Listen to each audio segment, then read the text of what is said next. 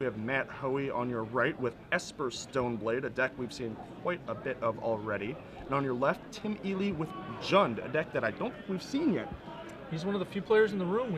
Cedric and I were actually just discussing that Jund is, a deck that's sort of cooled off since becoming the new hotness shortly around the Atlanta Legacy Open. So I feel like that sort of happens in cycles in Legacy, where it's like a new non-brainstorm deck comes out and it's pretty good for a while, but then eventually it's just like, oh wait, it's just not as good as brainstorm decks because it doesn't have brainstorm. I'm sure you're not biased in the least. No, not at all. But it happens when you see stuff like that happening. It's almost always like creature decks without brainstorm. Yeah, I can agree with that. Looks like they're pausing, I think, for our benefit. I kind of assume we're on Matt's turn. Probably, I don't know. No, maybe not. Well, let's look at the lists while we wait. Esper Stoneblade, the list looks pretty standard, pretty stock, not too much fanciness going on. We are indeed post-board, so in the sideboard there is also not that much fancy. Very stock list for Matt Hoey. Yeah, just playing straight up. My cards are very good, and I'm going to beat you with them. Yeah, he knows what he likes with Esper Stoneblade. It's basically the only deck he plays in Legacy. He plays it all the time. So I imagine he doesn't change much until he sees a reason to do so. Yes. Looks like might be in the middle of explanation of some kind. What's going on? This is either a weird judge call or a very interesting story. Yeah. I think it might also be a, can we just play? He's going to kill me. He had the Dark Confidant active since turn 2. Can we just end this? Yeah. It's not cool, man. It's making me wait to die. That is a regrettable side effect of cameras. The old 1 sec. Yeah. And then the match is like, a turn. Yes. Someone just gets executed, slow roll. Something that happened at a GP recently to me was, looks like we're underway. Never mind. Dark Confidant attacking, Matt Hoey fetching, things are happening, cards are being played. Dryad Arbor, get him. I have ambushed Dark Confidants with Dryad Arbors. That's well within your range. Oh yeah, it is awesome. Fetching up a basic, keeping himself from getting wastelanded. Looks like he's going to Snapcaster Mage for the Ambush Viper here. Yep. Look at me. Unlikely to work against the all-removal Jund deck. Good effort. Good job. Good effort. Yeah. Well, I mean, any opportunity, no matter how unlikely to occur, to kill a Dark Confidant, you have to try. Leaving Bob Maher in play, letting it just gain a ton of value, clock you down, it's a dangerous proposition. Yeah, in this matchup, it's especially bad for you. Yes. Stoneforge Mystic was his draw this turn. It's a nicey. That's a card that might actually be able to undo the advantage. It's going to obviously need some time to let it do its work with Batterskull, but a significant threat against Jund in multiple formats. That is true. The Stoneforge Mystic is going to have to survive this turn, which Tim Ealey has a couple cards in hand, and it's about to have a couple more. Pyroblast. Pyroblast is a card I actually generally dislike boarding in against Esper Stoneblade. I agree, especially when it messes with Cascade. Yeah.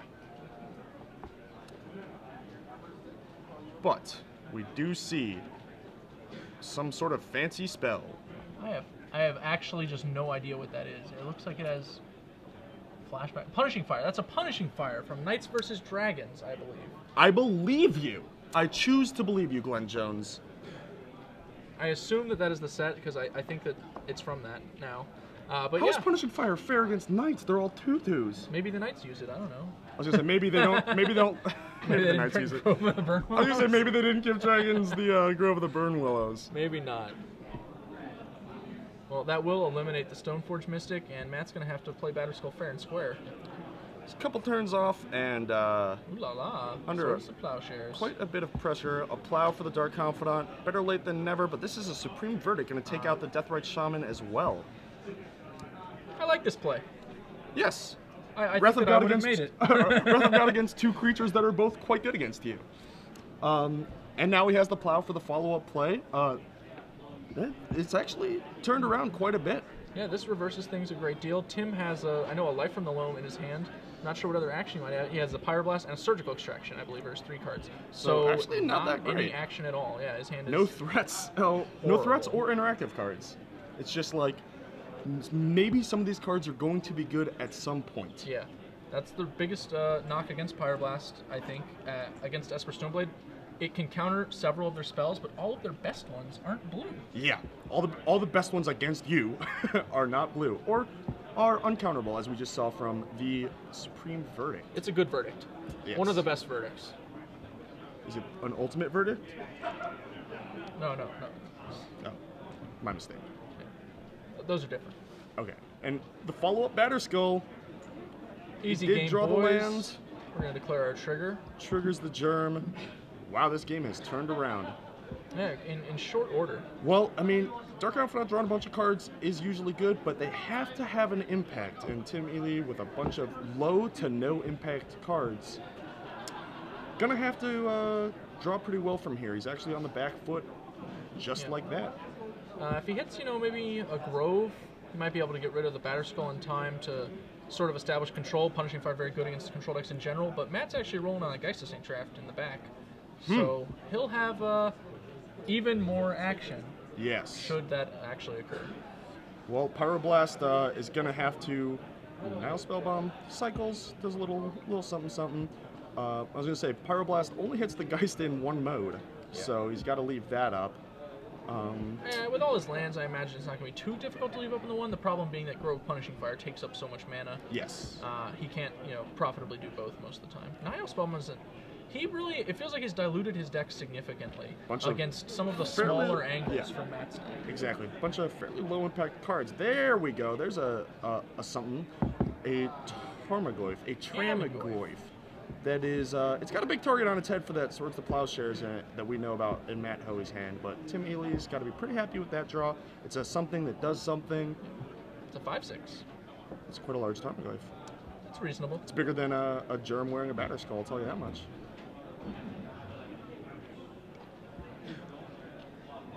And Matt's like, yeah, you done? I'm going to kill that guy. Can I kill him yet? No? Alright. Sure. Can I kill him now?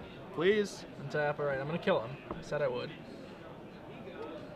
Brainstorm! Oh, yes. Now the question is, do you bait the Pyroblast with the Brainstorm and play the Geist? Yes, and oh, he gets it. I was about to say, Tim Ealey is not going to do that.